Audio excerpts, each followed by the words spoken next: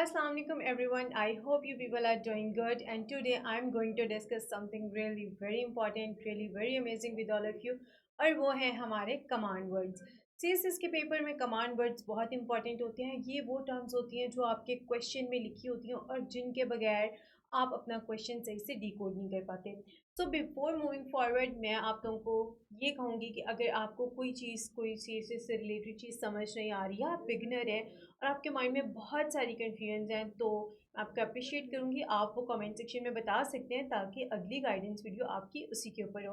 या current affairs का ऐसा कोई टॉपिक जो आपको बिल्कुल समझ नहीं आ रहा, आप वो भी इस वीडियो के कमेंट सेक्शन में बता सकते हैं। सो हम अपना टाइम वेस्ट नहीं करते, हम चलते हैं अपने कमांड वर्ड्स की तरफ, ताकि आप नेक्स्ट टाइम जब अपना मॉक टेस्ट दें या अपने पास पेपर सॉल्व करें तो आपको इस चीज़ का बहुत फ़ायदा हो वहाँ पे। तो सबसे पहले है हमारे पास क्रिटिकली एवेल्यूएट।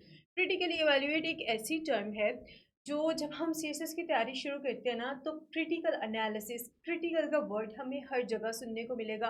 हर मेंटोर हमें कह रहा होता है क्रिटिकल एनालिसिस करें, क्रिटिकल एनालिसिस हम डेवलप भी कर लें, लेकिन उसको लिखना कैसे है ना, बात यही होती है। सीएसएस के पेपर्स में चाहे वो कंपल्सरीज के पेपर हो, ऑप्शनल के पेपर हो, आपको बहुत सारे डिफरेंट वर्ड्स मिलेंगे जो हम अभी डिस्कस करने जा रहे हैं। सो जब वो वर्ड, एक स्पेसिफिक वर्ड आपके क्वेश्चन के अंदर होता है, तो आपने उस क्वेश्चन को किस तरह से अटेम्प्ट करना है, तो अभी हम सब कुछ वही डिस्कस करेंगे। अगर आपको कहीं भी कोई पॉइंट समझ नहीं आता तो आप प्लीज़ टाइम स्टैम्प मेंशन करके वीडियो का पूछ सकते हैं कमेंट्स में। सो स्टूडेंट्स मार्क्स क्यों लूज़ करते हैं? Most aspirants read the topic not the instruction that shape the answer. अब यहाँ पे बात यह है कि बच्चे जो है वो सिर्फ टॉपिक को देखते हैं, वो इंस्ट्रक्शंस नहीं देखते जो उस क्वेश्चन को अटेम्प्ट करने के लिए इंपॉर्टेंट होती है। For example, we have critically evaluate the impact of Bhutto's nationalization policy on the economy of Pakistan. अब यहाँ पे कोई भी स्टूडेंट है, एग्जामिनेशन हॉल में वैसे ही स्ट्रेस लेवल इतना होता है, तो हम क्वेश्चन क्या देखेंगे, हम कहेंगे अच्छा भुट्टो की नेशनलाइजेशन पॉलिसी पे वो पूछ रहे हैं, तो मुझे सारा आता है, मैं बहुत इजीली अटेम्प्ट कर लूँगा, मुझे पता है ये क्या थी, ये कब आई, इसके प्रोस क्या थे, कॉन्स क्या थे, लॉन्ग टर्म इम्पैक्ट्स क्या थे। लेकिन एग्जामिनर क्या कह रहा है? एग्जामिनर कह रहा है क्रिटिकली एवेल्यूएट। एग्जामिनर हमसे डिमांड कर रहा है कि हम उसको अब बताएं उसकी स्ट्रेंथ्स क्या थी, उसकी वीकनेस क्या थी, और उसका फाइनल वर्डिक्ट हम एग्जामिनर को बताएं। यानी एग्जामिनर हमसे एक बैलेंस जजमेंट डिमांड कर रहा है। की आइडिया हमें बताता है। अब हमें पता है कि टॉपिक उसने पूछा है हमसे भुट्टो नेशनलाइजेशन पॉलिसी, हमने इसके इम्पैक्ट्स को एवेल्यूएट करना है इकोनॉमी ऑफ पाकिस्तान पे। अब अगर आप ये वाला सेक्शन देखो तो आपने बताना है कि इसकी स्ट्रेंथ्स, इसकी वीकनेस और इसका एक बैलेंस्ड वर्डिक्ट, इसका फाइनल वर्डिक्ट देके आपने एग्जामिनर को बताना है। आप बैकग्राउंड लिख सकते हो, ज़रूर लिख सकते हो, बट इट डजेंट मीन कि आपका पूरा क्वेश्चन ये बताने में गुजर जाए कि भुट्टो की नेशनलाइजेशन पॉलिसी क्या थी, और जब आप 6 पेजेस इसके लिख लो, आखिरी 2 पे आप बताओ अच्छा ये इसकी स्ट्रेंथ्स थी, ये वीकनेस थी। नहीं, वो एक गलत अप्रोच होगी। सो मैं अप्रिशिएट करूँगी अगर आप इसकी एक आउटलाइन बनाएं, आप रफ आउटलाइन बना सकते हैं, आप बहुत नीट ना बनाएं, आप सिर्फ इसको डिकोड करें अपने वर्ड्स में। आपको क्या लगता है इस क्वेश्चन का एक आंसर बैलेंस का क्या होना चाहिए था? आप वो वीडियो के कमेंट सेक्शन में ड्रॉप कर दें, हम उसको भी साथ साथ इवेल्यूएट करेंगे और आपके साथ फीडबैक शेयर करेंगे कि ये क्वेश्चन बेसिकली क्या ऐसे ही डिकोड होना था। ओके, सो नेक्स्ट है हमारे पास डिस्कस का वर्ड। ठीक है, discuss the changing trends in पाक यूएस रिलेशन सिंस 2001। अब इस क्वेश्चन में ना बेसिकली 3 बातें हैं। उसने हमें कमांड वर्ड भी बता दिया डिस्कस, उसने हमें टॉपिक भी बता दिया पाक यूएस रिलेशंस, और उसने ये भी बता दिया कि आपने 2001 के बाद की बात करनी है। पाक यूएस रिलेशंस पे अगर हम लिखने बैठे तो हम पोस्ट 1947 भी लिख सकते हैं ना, बट नहीं, उसने हमसे वो कुछ नहीं पूछा। उसने हमें कहा कि पोस्ट 2001 बताओ, यानी 2001 के बाद किस तरह से जो है पाक यूएस रिलेशंस के अंदर शिफ्ट आया। अब कमांड वर्ड उसने कहा डिस्कस, तो इसका क्या मतलब है? अब एग्जामिनर हमें कह रहे हैं हम इसके डिफरेंट डायमेंशंस, इसके फेजेस एक्सप्लोर करें पोस्ट 9/11 के बाद। Not just describe the relationship but trace how it has shifted across strategic phases. हमने ये नहीं शुरू हो जाना 2001 से कि अच्छा 2001 में ऐसा क्या हुआ कि पाक यूएस रिलेशंस जो है वो चेंज होना शुरू हो गए, ये ऐसे हुआ, हम 2001 से शुरू करें और 2026 तक सब कुछ लिख दें। नहीं, हमने वो बताना है जो एग्जामिनर ने हमसे पूछा, हमने वो नहीं बता के आना जो हमें पता है। मैक्सिमम मार्क्स लूज़ करने की यही रीज़न होती है कि हम वो नहीं समझते जो एग्जामिनर हमसे पूछना चाह रहा है। तो हमने सिर्फ उसको उतना बताना है जितना उसने पूछा है, और उसी से हमारे मार्क्स बहुत अच्छे आ जाएंगे। नेक्स्ट वर्ड है हमारे पास डिस्क्राइब।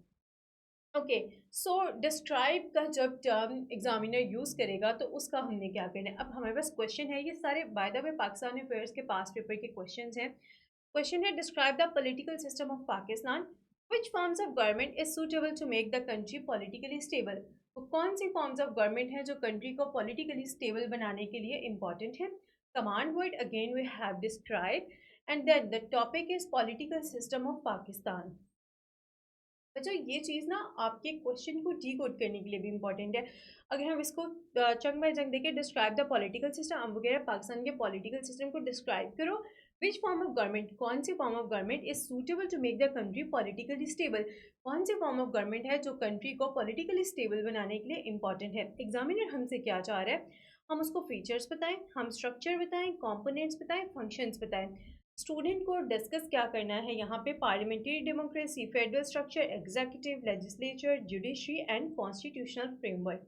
देन अवॉइड करनी है आपने criticism, detailed evaluation, pros and cons. जब एग्जामिनर ने हमें डिस्क्राइब कहा है, हमने वो बताना है जो एग्जामिनर हमसे पूछना चाह रहा है। नो मैटर फिर आपका क्वेश्चन 6 पेजेस पे जाए, 8 पे जाए, अपने क्वेश्चन की लाइन 12 पेजेस तक लेके जाने के लिए आपने वहाँ पे क्रिटिसिज्म नहीं करनी, उसकी प्रोज एंड कॉन्स नहीं एक्सप्लेन करने। बहुत सारे बच्चे होते हैं वो अपने सिर्फ नंबर ऑफ़ पेजेस इंक्रीज़ करने के लिए इस तरह के काम करते हैं, लेकिन क्वालिटी मैटर करती है। क्वांटिटी की तरफ नहीं जाना कि मेरी क्वांटिटी क्या है पेजेस की। आप ये देखें, आपने जो 8 सफ़े लिखे हैं, क्या वो इतने काबिल हैं कि वो किसी और बच्चे के 12 पेजेस को क्रॉस कर सके। एग्जामिनर ने आपसे अगले स्टूडेंट के 12 सफ़े चेक किए हैं, आपका पे कंटेंट जो है वो 7 से 8 पेजेस का था और इतना अच्छा था कि वो 12 पेजेस से ज़्यादा मार्क्स डिज़र्व करता है। सो हमने फोकस इस चीज़ पे करना होता है। फॉर्मूला अगर मैं आपको सिंपल वर्ड्स में बताऊं, तो जब एग्जामिनर डिस्क्राइब का ऑप्शन यूज़ करेगा तो हमने क्या करना है, हमने लिखना है व्हाट इट मीन्स प्लस उसके मेन फीचर्स। ये छोटी छोटी की टर्म्स हैं, ये छोटे छोटे कह लो फार्मूलाज हैं, जो आप लोग याद रख लोगे ना तो आपको समझ आ जाएगी पेपर में, आपको उस टाइम सोचना नहीं पड़ेगा अच्छा यार मैं इसमें क्या लिख सकता हूँ, आपको पता होगा। अच्छा, डिस्क्राइब का एग्जामिनर ने मुझे पता है मैंने क्या लिखना है, मैंने तो जाना ही नहीं है ना क्रिटिसिज्म की तरफ, या मैंने तो वहाँ पे प्रोज एंड कॉन्स लिख के ही नहीं आने। नेक्स्ट वी हैव, ये हम ऑलरेडी डिस्कस कर चुके हैं, we have analyse. Analyse write a detailed and systematic analysis of the charismatic leadership of Quaid e Azam Mohammad Ali Jinnah during 1937 to 1947। अच्छा, प्री पार्टीशन का सवाल है, आप में से बहुत सारे बच्चे होंगे, 80% बच्चे तो प्री पार्टीशन वैसे ही स्किप करके चले जाते हैं। लेकिन अब अच्छा सवाल तो आया है ना, और इसमें हो सकता है कि वो पोस्ट पार्टीशन से भी कोई ऐसा सवाल आपको निकाल के दे दे। अच्छा, अब ना उसने एक टाइम फ्रेम दिया कि 1937 से 1947 के दरमियान की बात करनी है। कायदे आज़म पे नहीं लिखना, कायदे आज़म कब पैदा हुए, कहाँ पैदा हुए, वो कहाँ से पढ़े, उन्होंने कब मुस्लिम लीग ज्वाइन की, क्या सीन्स थे, नहीं। उसने पूछा है कि 1937 से 1947 तक बताओ कि कायदे आज़म की क्रिस्मेटिक लीडरशिप का एक एनालिसिस दो मुझे, ठीक है, जो इस टाइम फ्रेम के दौरान थी। कमांड वर्ड हमारे पास एनालाइज, टॉपिक है जनाह की लीडरशिप, और टाइम फ्रेम भी एग्जामिनर ने यहाँ पे स्पेसिफाई कर दिया। कुछ क्वेश्चंस में टाइम फ्रेम नहीं भी स्पेसिफाई होता ना, जैसे अभी हमने वो पोस्ट 2001 वाला टॉपिक देखा, क्वेश्चन देखा, उसमें टाइम फ्रेम स्पेसिफाई था, इसके अंदर टाइम फ्रेम स्पेसिफाई नहीं है। ओके, सो यहाँ पे हमारे पास अब एक टाइम फ्रेम है, हमने जिनाह की क्रिस्मेटिक लीडरशिप की बात करनी है इन 10 सालों के अंदर, ठीक है। एग्जामिनर हमसे जो डिमांड कर रहा है, अब उस चीज़ को देखते हुए हमें क्या करना है, हमें बताना है जी अच्छा पॉलिटिकल विजन जिनाह साहब का, हमें लीडरशिप क्वालिटीज़ उनकी बतानी है, constitutional struggle, negotiation skills, public mobilisation, organisational capacity, हमें ये चीज़ें बतानी है एग्जामिनर को। अवॉइड क्या करना है, हमने उनकी बायोग्राफी नहीं लिखनी, प्योर नरेशन नहीं लिख के आनी कि ये तब हुआ, ये ऐसे तब हुआ, नहीं, हमने बच्चों वो बताना है जो एग्जामिनर हमसे पूछ रहे हैं। बहुत इंपॉर्टेंट होता है, अगर आप किसी से कोई बात पूछो, ये लेट्स से यार सब छोड़ो, आपको क्लास में जो है वो टीचर ऐसी बातें बता रहा है जो आपके टॉपिक से लिंक ही नहीं है, आप टीचर कुछ और पढ़ाने आया, पढ़ाना कुछ और शुरू हो गया। जैसे मैंने आपको कहा हम अभी कमांड वर्ड्स पढ़ते हैं, कमांड वर्ड्स मैंने छोड़े, हम कहीं और निकल गए, जैसे अभी अभी हम मतलब कहीं और निकल गए ना अपनी बात छोड़ के, तो आप लोग सुनोगे, आपने कहना यार ये तो मेरे काम की बात ही नहीं है ना, मैं तो ये टॉपिक पढ़ने आया था, तो ये मुझे क्यों बता रहे हैं, मैंने नहीं सुनना, मेरा टाइम वेस्ट हो रहा है। सेम यही एग्जामिनर की साइकी है ना हमारा, उसकी जगह एक दफ़ा खुद को रख के सोचो। अगर मेरी अभी ये फ़िज़ूल बात करने से 1 मिनट में आपको लगा कि यार नहीं, ये तो हम ट्रैक से हट रहे हैं, तो वही चीज़ ना एग्ज़ामिनर पे भी इम्प्लीमेंट होती है। तो हमने सिर्फ़ उसको वो दे के आना है जो उसने पूछा। कि मैं बार-बार इस चीज़ पे एम्फ़सिस कर रही हूँ। Break leadership into components and explain how each part functioned. Next we have इसका formula, analyse is equal to break into parts plus explain the relationship. मैं अगेन आई अप्रिशिएट अगर आप लोग इस पे एक आउटलाइन बनाएं और मेरे साथ कमेंट सेक्शन में शेयर करें। कमेंट सेक्शन में आप शेयर कर सकते हैं। उसके अलावा उसकी आपको वैल्यूशन मिल जाएगी, या फिर आप हमारा व्हाट्सएप चैनल ज्वाइन कर सकते हैं। आप व्हाट्सएप चैनल ज्वाइन करेंगे तो वहाँ पे क्या होगा, हम हमेशा ट्राई करते हैं कि हमारे पास जो अटेम्प्टेड क्वेश्चंस होते हैं ना डिफरेंट सब्जेक्ट्स के, हम वो शेयर करें ताकि आप लोगों को आइडिया हो जाए कि अच्छा यार रियल पेपर दिखता कैसे है। वो एक इंस्टाग्राम पे पेपर आता है ना 16 सफ़ों का, बहुत प्यारी सी प्रेजेंटेशन के साथ, यार वो अनरियलिस्टिक चीज़ होती है। मुझे बताओ 35 से 37 मिनट में पॉसिबल ही नहीं है वो प्रेजेंटेशन अचीव करना और इतने सफ़े लिखना। लिख सकता है बंदा, 16 सफ़े लिख लो, प्रैक्टिस से हो जाता है, प्रैक्टिस से सब पॉसिबल है। लेकिन क्या मुझे बताओ 35 मिनट के अंदर, 37 मिनट के अंदर, या 40 कर लो, 16 सफ़े इतनी अच्छी प्रेजेंटेशन के साथ, इतनी अच्छी हैंड राइटिंग के साथ पॉसिबल है? इम्पॉसिबल है। तो जिन लोगों के पास बहुत एक्सटेंसिव रीडिंग होती है ना, वो 16 पेजेस लिख आते हैं, लेकिन वो ये वाली प्रेजेंटेशन नहीं होती। तो प्लीज़ उन अनरियलिस्टिक बातों में मत जाया करो। अच्छा, उसके बाद हमारे पास जी आ जाता है क्रिटिकल इवैल्यूएट। अगेन हम इस चीज़ को डिस्कस कर चुके हैं। Then we have examine. Sorry बच्चों, वो यार कुछ सवाल ना अगेन अगेन आ रहे हैं तो हम वो स्किप कर देते हैं। हमने अपना टाइम ज़रूर उस चीज़ पे लगाना है। एग्जामिन, अब जब हमारे पास कमांड वर्ड आएगा ना, examine, examine the causes and consequences of 1971 separation of east Pakistan, highlighting the role of regional and international players. Again command word है हमारे पास एग्जामिन, टॉपिक है हमारे पास separation of east Pakistan, and role है, एक्स्ट्रा है हमारे पास रोल ऑफ एक्सटर्नल एक्टर्स। अब वो हमें पूछ रहे हैं कि 1971 की सेपरेशन जो हुई थी ईस्ट पाकिस्तान की, उसके कॉजेज़ बताओ, उसके कॉन्सिक्वेंसेज बताओ। अब देखो यहाँ में ना एग्जामिनर ने हमें बता दिए कि भाई करना तुमने ये है, और वो कह रहे हैं कि रीजनल एक्टर्स जो थे ना और इंटरनेशनल एक्टर्स, उनका रोल भी मुझे एक्सप्लेन करके जाओ। तो कॉजेज़ पॉलिटिकल हो सकते हैं, इकोनॉमिक हो सकते हैं, एडमिनिस्ट्रेटिव हो सकते हैं, कल्चरल हो सकते हैं। कॉन्सिक्वेंसेज अगेन पॉलिटिकल हो सकते हैं, security, strategic, same for external actors. अगर हम उनकी बात करें तो हम उनको अगर कैटेगराइज करें, इंडिया था उस टाइम, यूएसएसआर था, यूएसए था, चाइना था। एग्जामिनर अब क्या चाह रहा है, एग्जामिनर हमसे चाह रहा है कि हम एक डीप स्ट्रक्चर्ड इन्वेस्टिगेशन दें, not a one liner summary of what happened. हमें ना अब उसको बता, उसने हमसे क्योंकि पूछा है क्लियर करके कि यार मुझे कॉजेज़ भी बता दो, मुझे कॉन्सिक्वेंसेस भी बता दो, और मुझे एक्सटर्नल और इंटरनेशनल एक्टर्स का रोल भी बता दो। तो हमने वो सब उसको बता के आना है। फॉर्मूला क्या है, examine is equal to investigate thoroughly. मतलब सोचो क्या क्या हो सकता है। यहाँ में मैं आप लोगों को एक छोटी सी टिप दूँ तो जब भी कोई मसला होता है ना, आप ना उसको देखा करो इकोनॉमिक डायमेंशंस के अंदर कि क्या उसके इकोनॉमी पे क्या इम्प्लीकेशंस है, कि क्या इकोनॉमी का लिंक बनता है। आप उसको पॉलिटिकली देखा करो, आप उसको सोशली देखा करो, आप उसको कुछ जैसे ये वाला केस है एडमिनिस्ट्रेटिव लेवल पे जाके देखा करो। और दूसरा एक ये स्नैरियो होता है, दूसरा स्नैरियो होता है आप उसको रीजनल लेवल पे देखो, आप उसको देखो अच्छा मेरे कंट्री के अंदर क्या हो रहा है ना, लोकली देखो, देन रीजनल देखो कि साउथ एशिया में क्या हो रहा है, एंड देन उसको आप ग्लोबली देखो। एक छोटी सी टिप है जो आपके मज़ीद आर्ग्यूमेंट्स बनाने में आपकी हेल्प करती है। Next we have the word enumerate. Enumerate का जब वर्ड आएगा तो हमने क्या करना है, सवाल है हमारे पास, enumerate the measures adopted by HEC for the promotion of education and qualitative research in Pakistan. Command word we have enumerate, topic we have AGC measures. हमने क्या मेंशन करना है, हमने लिखना है scholarships, research grants, digital library, faculty development, quality assurance, international collaboration. हमने criticism नहीं करके आनी कि एचईसी की, अच्छा अब मैंने लिख लिया 7 पेज में, कह रही हूँ यार एक पॉइंट कम है, क्या करूँ मैं एचईसी की क्रिटिसिज्म लिख देता हूँ कि यार नहीं इनकी तो पॉलिसीज़ में ये गैप से, वही नहीं हमें चाहिए। हमने सिर्फ बता के आना है। एग्जामिनर ने हमसे सिर्फ उतना पूछा है। एग्जामिनर हमसे एनालिसिस नहीं एक्सटेंसिव मांग रहा, एग्जामिनर हमसे क्रिटिसिज्म नहीं मांग रहा, उसने हमसे डिमांड ही ये चीज़ें की हैं। Examiner wants a clean systematic list of measures, clarity over commentary. अगर आप लोगों को ये नोट नहीं करना, आप लोगों ने साथ साथ जेंजी बच्चे, हम नहीं होता भाई हमसे इतना कुछ नोट, तो हम ऐसा करेंगे व्हाट्सएप चैनल पे ये सब शेयर कर देंगे, उसका लिंक इसकी डिस्क्रिप्शन में ऐड कर देंगे या कमेंट्स में आप लोग ले लेना, तो ये सारी स्लाइड्स आपको वहाँ पे मिल जाएंगी।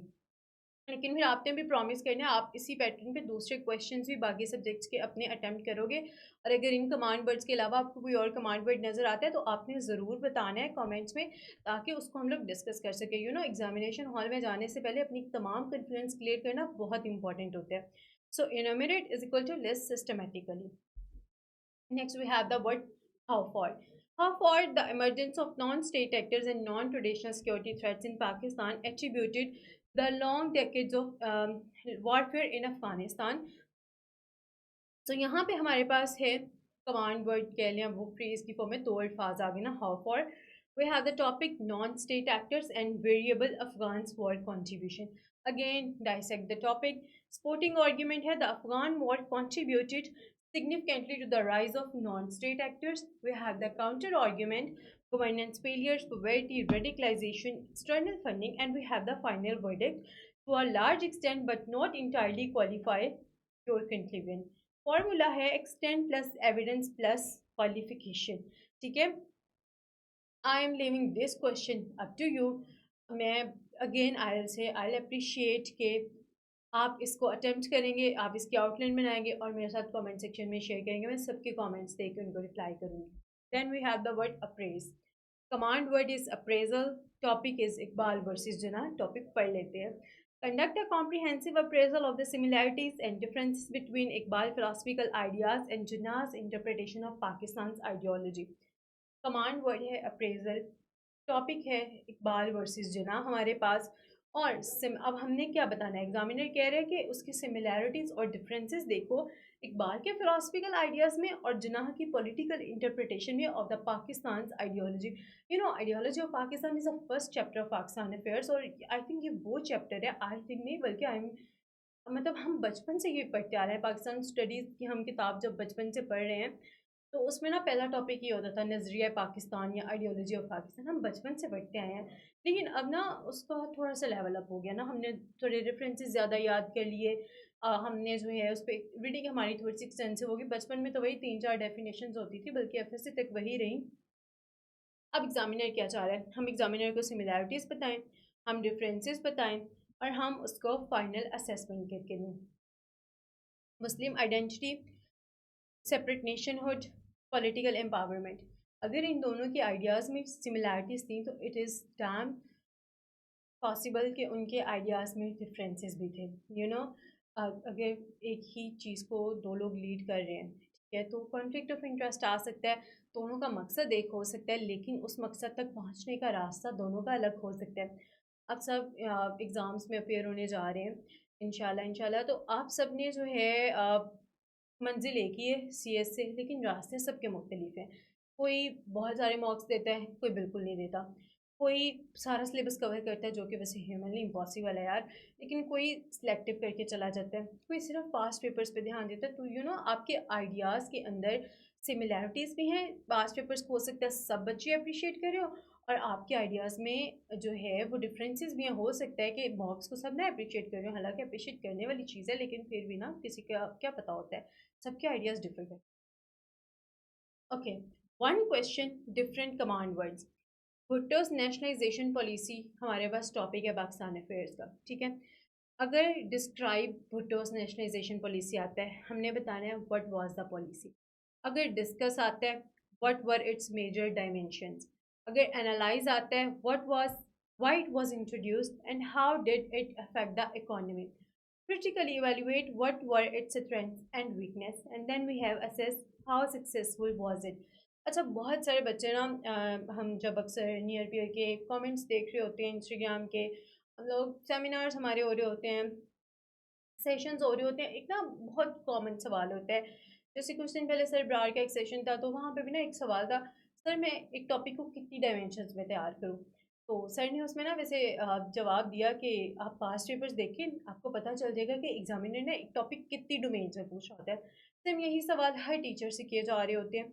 तो एक तो ये कि मैं आप लोगों को कहूँगी, प्लीज़ जो फ्री सेशंस होते हैं ना, एटलीस्ट यार उनको अटेंड किया करो। हमारे व्हाट्सएप चैनल पे हर चीज़ का लिंक आ रहा होता है, हमारे इंस्टाग्राम का लिंक खैर आपको मिल जाएगा, हमारे डिस्क्रिप्शन में भी खैर ये हमारा इंस्टा है, यहाँ पे भी सब बता रहे होते हैं। जैसे अभी हमारी एबिलिटी की सेशन आ रहा है फ्राइडे को, ठीक है। उसके अलावा 19 को हमारा संडे को जेंडर स्टडीज़ का आ रहा है, CC 27 के लिए उसकी तैयारी कैसे करनी है।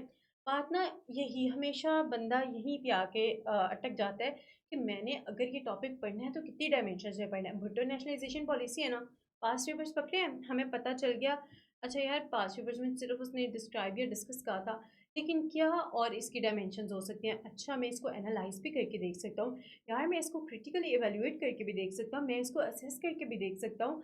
तो ये एक जो अप्रोच है ना, ये आपको बताती है कि आपने अपना एक टॉपिक कितनी डायमेंशंस में तैयार करें हैं।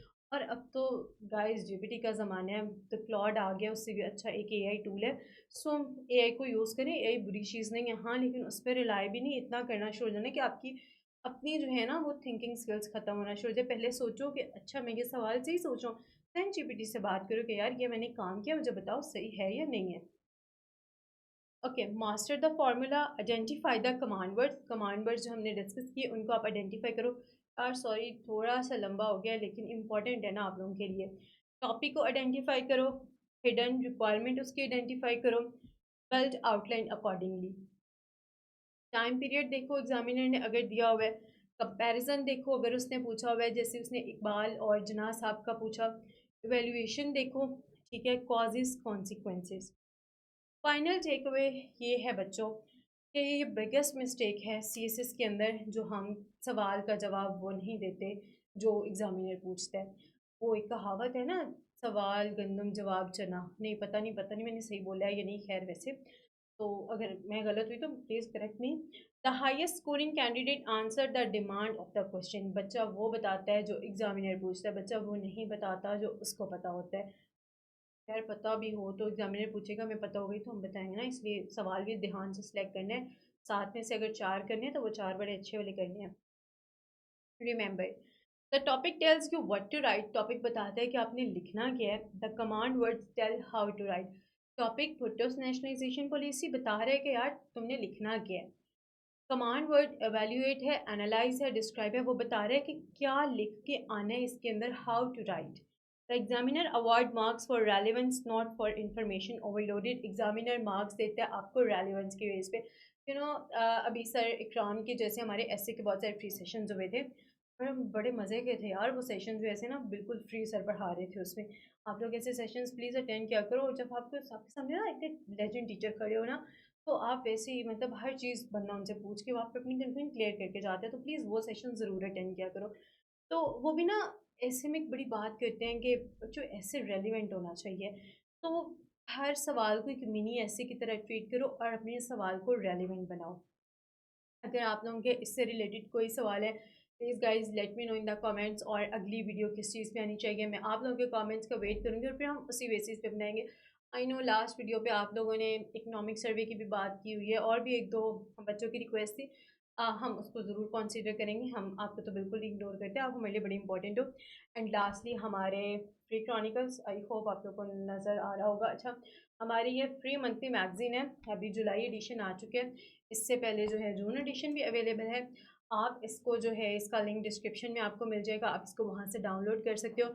And make sure to read it guys, like इसके अंदर ना आपको पूरे महीने के न्यूज़पेपर का क्रक्स मिल जाएगा, आपको इसके अंदर बहुत मज़े की चीज़ें मिलेंगी, यू विल इन्जॉय। अगली वीडियो के में हम लोग फिर मिलेंगे, तब तक के लिए अपना ख्याल रखिएगा, बहुत मेहनत करें, पढ़ते रहें। Best of luck, see you soon, अल्लाह हाफिज़।